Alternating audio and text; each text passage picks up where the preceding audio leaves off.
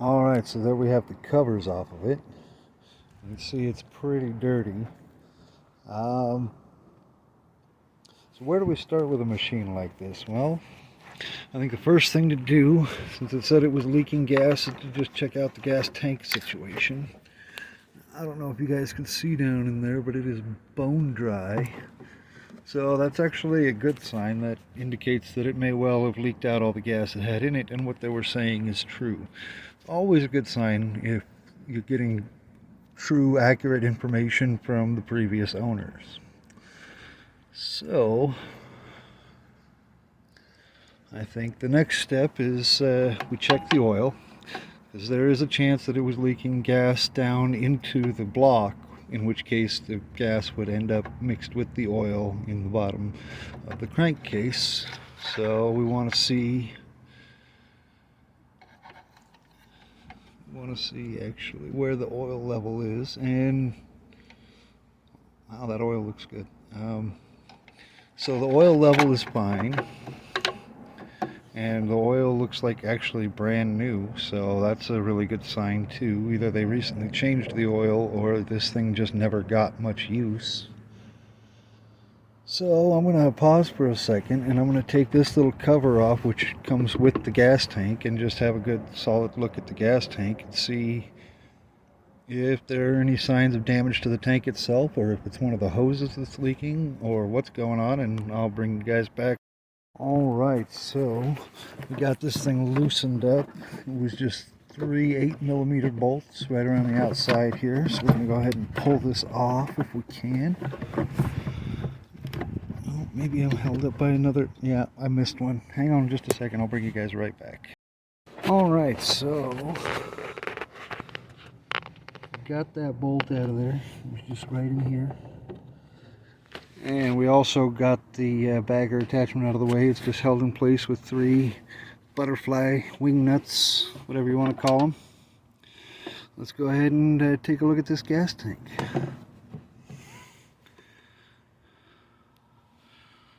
Yeah, absolutely bone dry in there.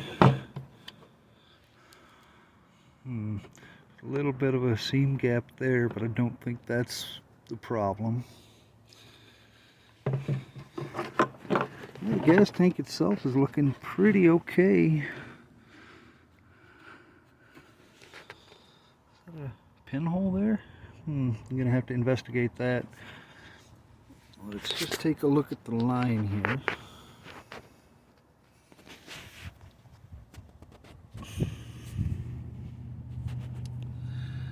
Right there, that could be our problem. It looks like this little clamp here, this little clamp right here is a little bit farther down than I'd like to see it on that barb. In fact, I don't think it's even, no, it's not on the barb at all. Look, that thing just popped right off. So that could very well be the source of the leak. I'm going to go ahead and I think I'm going to put it back together just as it was. And we'll throw a little bit of gas in it, but I'm going to go ahead and button that leak up and tighten that clamp down in the right spot, and we'll see if that doesn't just solve our issue. If we get to that point and we don't have any leaks, we'll try and fire it up and see if it runs. Alright, we've got that back together, and if you can see right there, we've got that clamp slid up about 3/4 of an inch, so it's solidly on the barb now. Doesn't pull off easily, so I think that should hold gas now. We're going to go ahead and put not very much gas. We're just putting in a few ounces of gas to test it. So let's go ahead and do that.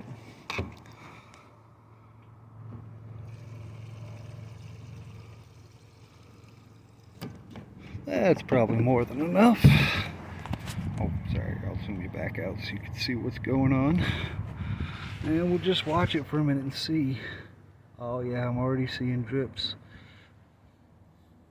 Well, it's not dripping out the bottom of the line like I thought. Though it may have been previously. It's dripping right out of the bottom of the bowl here, it looks like. So let's go ahead and crimp that line off. That's what these are for. Now you can get these line crimpers for about 10 bucks for a set at just about any good hardware store. And you just slide this little thing up on and it'll cramp that fuel line and hold it tight so it won't lose any more fuel than it already has. And yeah, I'm going to go ahead and get that carburetor off of there. We'll just take a look and see what's going on inside there. Now I can also see a problem right here. Somebody has definitely been monkeying around with this thing. It's got some settings and somebody has jammed a nice little nail in here to keep this set there. So we're going to have to do some further investigating and figure out what exactly is going on with that. But I'm going to go ahead and start by getting this carburetor off of here, and I'll bring you guys right back. Alright folks, sorry I'm skipping around so much. My phone is low on battery and I'm trying to save it as much as possible so that we can get the full video in and hopefully get to see it running by the time we're done here. So I removed the carburetor. This is it. Just held on by these two bolts here. I believe they were 3/16? 3/8. Excuse me, 3/8. And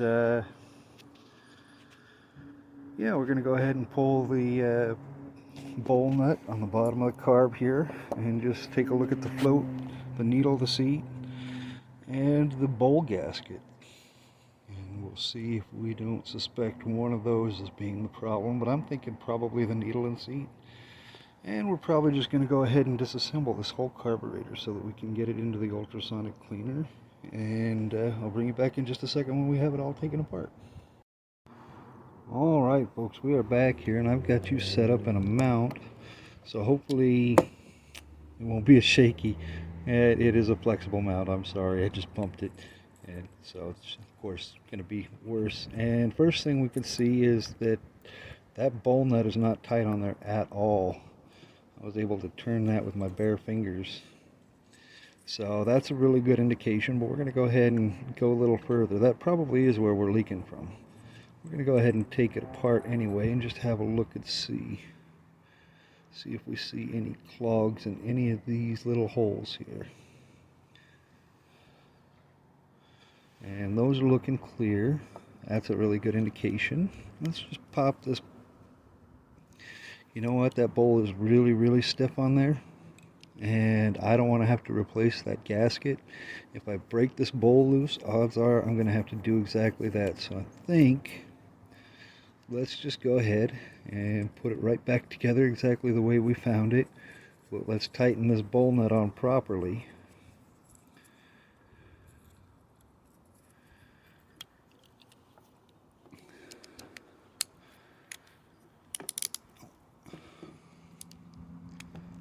Dang it, sorry, bumped the camera mount again. And you don't want to over torque it too hard, just good and firm with the ratchet is fine. And we'll put this back on the motor and I'll go ahead and re-hook up the fuel line and I'll bring you guys back in just a minute and we'll see if it leaks still. Alright, so we got the carburetor hooked back up, choke's working and everything. And we're going to go ahead and plug this back in. Grab a pair of pliers.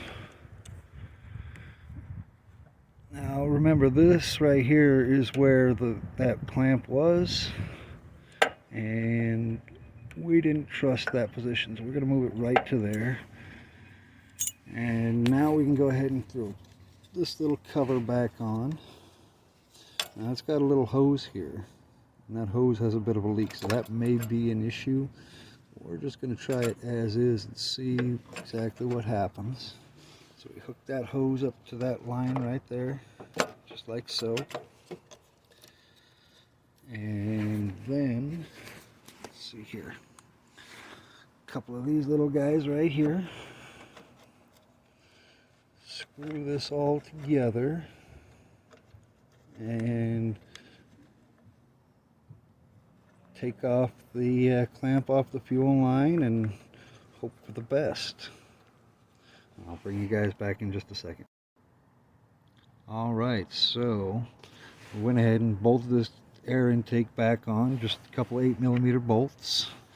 And we're going to go ahead and set the air cleaner right back on there where it goes. And then we're going to undo this clamp and hope for the best.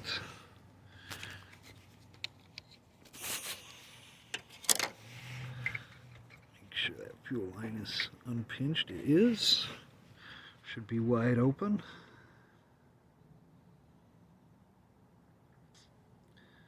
Just give it a minute. In fact, I'm going to put a little more gas.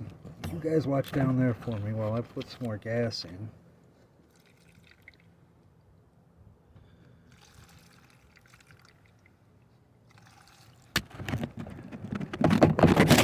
Alright. Now we've got almost a quarter of a tank in that gas tank. I don't see any leaks around the tank itself, so that's awesome. And yeah, it looks like actually just tightening that bowl nut might have done it. Alright, well, only one thing to do now. Let me put the gas cap on, and we'll go ahead and pump this primer bulb a few times after I do that. And then we'll pull the cord and see what happens. Alright, so now as you can see, I went ahead and put the exhaust chute for the bagger back on, just in case it does fire up. We don't want it spraying stuff everywhere.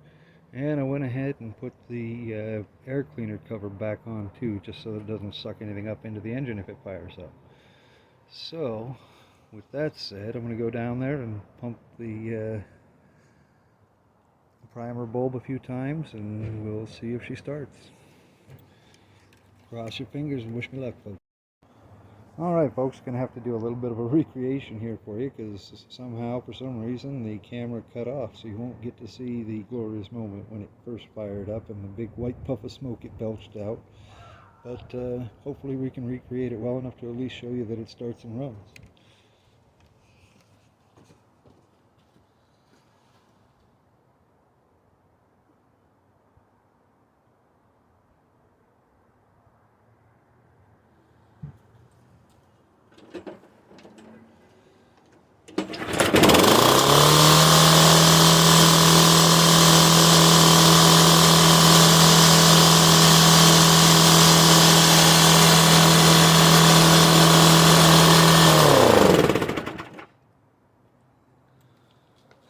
Alright, well, there you have it, folks. She's a runner. She's a track star. Alright, so yeah, she's idling really, really high. Gonna have to figure out how to adjust the idle on it and slow her down just a little bit, but I think she's gonna be a good seller too. I'm very happy. Anyway, thanks for watching. Go ahead and like, comment, and subscribe if you like what you saw, and dislike if you didn't. And I'll catch you guys on the next one. Thanks. The thing I wanted to say here about this video, actually, not the mower itself, is just that I filmed it primarily using a new mic that I got for making YouTube videos. So right now I'm speaking without the mic. Earlier I was speaking with it. Go ahead and leave me a comment. Tell me what has the better quality audio and which you prefer. I just noticed that. Bags, mulches, discharges. Well, the bagging and mulching are great, but I'm not sure I want the discharges. Alright, we'll see you guys on the next one.